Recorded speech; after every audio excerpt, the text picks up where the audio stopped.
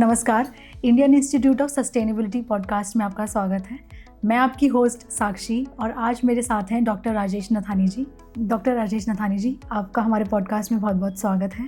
Please अपने बारे में कुछ हमारी ऑडियंस को बताएं। मेरा नाम राजेश नथानी है। मूलतः मैं कैंसर ड्रग डिस्कवरी का वैज्ञानिक हूँ और मैंने पीएचडी करने के पश्चात अमेरिका में 15 साल इस विषय पे शोध किया है और तत्पश्चात प्रबंधन के क्षेत्र में शिक्षा अर्जित करके मैं वर्ष 2011 में भारत आया और ये मेरा सौभाग्य रहा कि मुझे उत्तराखंड के मुख्यमंत्री और उसके तत्पश्चात केंद्रीय मंत्री और फिर भारत के शिक्षा मंत्री के साथ कार्य करने का, सलाहकार के रूप में कार्य करने का अवसर मिला।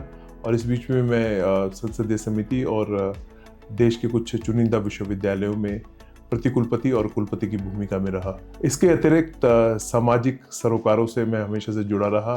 आदिशक्ति माँ भुवनेश्वरी मंदिर विकास मिशन और शंकराचार्य ट्रस्ट और जो हमारा इंडियन इंस्टीट्यूट ऑफ सस्टेनेबिलिटी है, इसके साथ भी मेरा एक कहना चाहिए बहुत नज़दीकी नाता रहा है। और हमने पिछले विगत वर्षों में कई हिमालय से जुड़े, पर्यावरण से जुड़े, लाइवलीहुड से जुड़े और जो हमारे बच्चों की शिक्षा है, जो हमारे वंचित वर्ग है और विशेषकर जो हमारी जो महिला सशक्तिकरण की जहाँ बात आती है या बालिका शिक्षा की बात आ रही है, उस क्षेत्र में भी हमने काफ़ी काम किया है।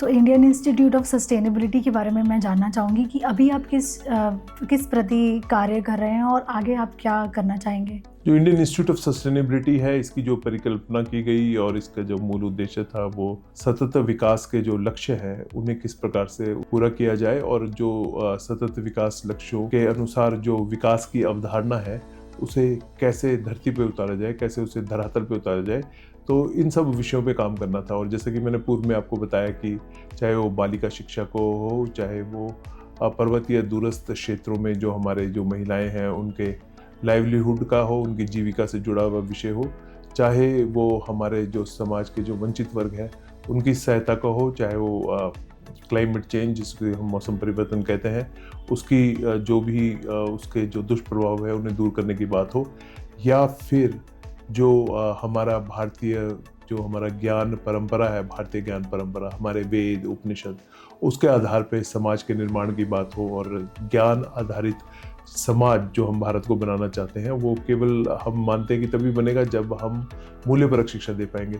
तो इन सभी विषयों पे समग्र रूप से हम कार्य कर रहे हैं और पीछे विगत काफ़ी वर्षों से हमने काम किया है और हमारा कार्य क्षेत्र विशेषकर उत्तराखंड, उत्तर प्रदेश और हिमाचल प्रदेश आदि क्षेत्र रहे।